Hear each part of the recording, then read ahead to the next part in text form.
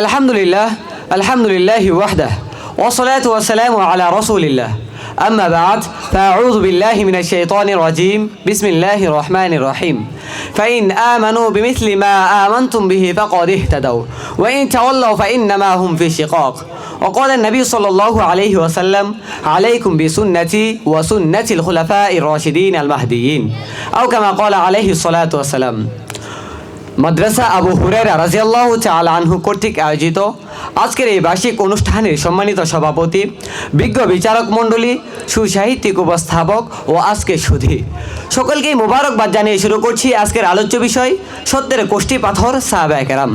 উক্ত বিষয়ে কিঞ্চিত আলোকপাত করার প্রয়াস চালাবো। ওমা তাওফীকি ইল্লা বিল্লাহ। প্রথমেই আমাদের জানতে হবে সাহাবায়ে কেরামের পরিচয় এবং সত্যের কোষ্ঠী পাথরের মানে কি। মুহতারাম হাজরিন, সর্বশেষ ও সর্বশ্রেষ্ঠ রাসূল মুহাম্মদ সাল্লাল্লাহু আলাইহি ওয়াসাল্লাম তার 23 বছরের নবী জীবনে আসমানি ওহীর পূর্ণ তথ্য প্রদানে মানব সভ্যতার জন্য সর্বোত্তম আদর্শ রূপে যেই মুবারক জামাত তৈরি করেছিলেন তারা হলেন সাহাবা, যাদের নামের শেষে আমরা বলি রাদিয়াল্লাহু আনহুম, অর্থাৎ তাদের প্রতি হোক আল্লাহর রিজা ও সন্তুষ্টি।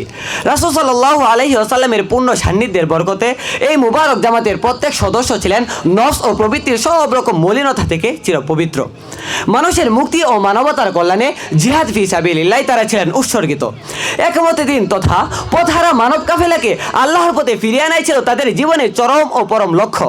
এই জন্য যে সীমাহীন ত্যাগ ও কুরবানি তারা দিয়েছেন এবং যে অবর্ণনীয় নিপীড়ন ও নির্যাতন তারা সয়েছেন, পৃথিবীর কোনো ধর্মের ইতিহাসে তার কোনো তুলনা নেই। প্রিয় উপস্থিতি, চারদিকে যখন ছিল শিরক কুফরের ভয়ঙ্কর অন্ধকার, ছিল অধর্ম ও পাশবিকতার জয় জয়কার, মানবতার সেই চরম দুর্দিনে ঈমান ও তাওহীদের এই ক্ষুদ্র কাফেলায় রুখে দাঁড়িয়েছিল পৃথিবীর সকল তাগুতি শক্তির বিরুদ্ধে। বাতিলের বোধখানায় তাদের নিঃসংক কণ্ঠে উচ্চারিত হয়েছিল লা ইলাহা ইল্লাল্লাহর মহাবিপ্লবী ঘোষণা।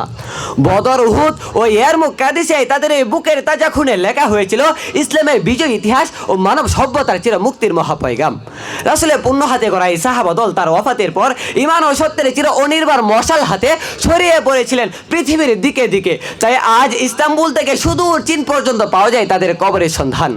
সাহাবায়ে কেরামের এই মহান ত্যাগ ও কুরবানির বদৌলতে প্রায় 1450 বছর ব্যবধানেও আমরা পেয়েছি দিন, পেয়েছি ঈমান ও তাওহীদের আলো। তাই হিদায়াত ও সরল পথে সন্ধান পেতে হলে তাদেরকে অনুসরণ করতে হবে জীবন পথের বাঁকে বাঁকে। কেননা সাহাবায়ে কেরামই হলেন রাসূল সাল্লাল্লাহু আলাইহি ওয়াসাল্লামের মহান আদর্শ ও সর্বোত্তম চরিত্রের বাস্তব নমুনা। তাই তো আল্লাহ তাআলা ইরশাদ করেন ফাইন আমানু বিমিসলি মা আমানতুম বিহি ফাকাদ ইহতাদাউ। এই আয়াতে সাহাবায়ে কেরামই ছিলেন সত্যের কোষ্ঠী পাথর, যা দিবালোকের ন্যায় স্পষ্ট হয়ে যায়। কেননা স্বয়ং আল্লাহ তাআলা সাহাবীদের ঈমানকে হেদায়েত প্রাপ্তির কোষ্ঠী পাথর হিসেবে ঘোষণা করেছেন। তথাপি তিনি আরো বলেন ওয়া আলজামাহুম কালিমাতাত তাকওয়া ওয়া কানু আহাক্কা বিহা। কালিমা তাকওয়া মানে তাওহীদ, রিসালাতের কালিমা। আর সাহাবায়ে কেরামই হলেন এই কালিমার অধিক যোগ্য এবং উপযুক্ত। মুহতারাম হাজিরিন, তিনি আরো বলেন উলাইকা হুমুর রাশিদুন উলাইকা হুমুল মুফলিহুন। আরো বলেন মুহাম্মদুর রাসূলুল্লাহ ওয়াল্লাযীনা মাআহ, তারা কি সাহাবী নয়? আশিদ্দাউ আলাল কুফার, তারা কি সাহাবী নয়? রুহামাউ বাইনাহুম, তারা কি সাহাবী নয়? তারাহুম রুকআন সুজদা, তারা কি সাহাবী নয়? ইবতাগুনা ফাদলান মিনাল্লাহ ওয়া রিজওয়ানা, তারা কি সাহাবী নয়? তাদের দৃষ্টান্ত কি তাওরাত, জাবুর, ইনজিলে নেই? আল্লাহ তাআলা বলেন উলাইকা হুমুল মুফলিহুন মুত্তাকুন রাশিদুন সাদিকুন সালিহুন মুমিনুন উলাইকাল্লাযীনা ইমতাহানাল্লাহ কুলুবাহুম লিত্তাকওয়া। এগুলো কি সাহাবীদের ব্যাপারে নাজিল হয়নি?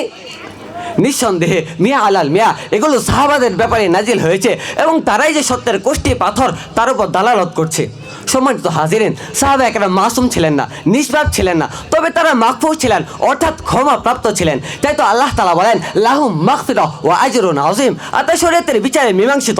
তাই তো আল্লাহ তাআলা তাদের প্রতি সন্তুষ্ট হয়ে বলেন রাদিয়াল্লাহু আনহুম ওয়া রাদু আন। আর রাসূল তাদের তাকিদ করে জোরদার করে বলেন আসহাবি কান নুজুম বিআইহিম ইক্তাদাইতুম ইহতাদাইতুম। আমার সাহাবীরা তারকারা জিনে, তোমরা যে কাউকে অনুসরণ করবে হিদায়াত লাভ করবে। এখানে স্পষ্টভাবে সুস্পষ্টভাবে সমস্ত সাহাবায়ে কেরামই ছিলেন সত্যের কোষ্ঠী পাথর, তার উপর দালালত করছে। তিনি আরো বলেন আমার উম্মত 73 দলে বিভক্ত হবে, তার মধ্যে কেবল একটি দল জান্নাতে যাবে, তারা হলো মা আনা আলাইহি ওয়া আসহাবি। আরেক হাদিসে বলেন লা তামাসুন নার মুসলিমান রাআনি আও রাআমান রাআনি। কোরআন হাদিসের আলোকে উপস্থাপিত উল্লেখিত আলোচনার ভিত্তিতে আমরা জানতে পারলাম যে সাহাবায়ে কেরামই ছিলেন সত্যের কোষ্ঠী পাথর। তাই তাদেরকে সত্যের কোষ্ঠী পাথর না মানার অর্থ হলো স্বয়ং কোরআন হাদিসকে অস্বীকার করা।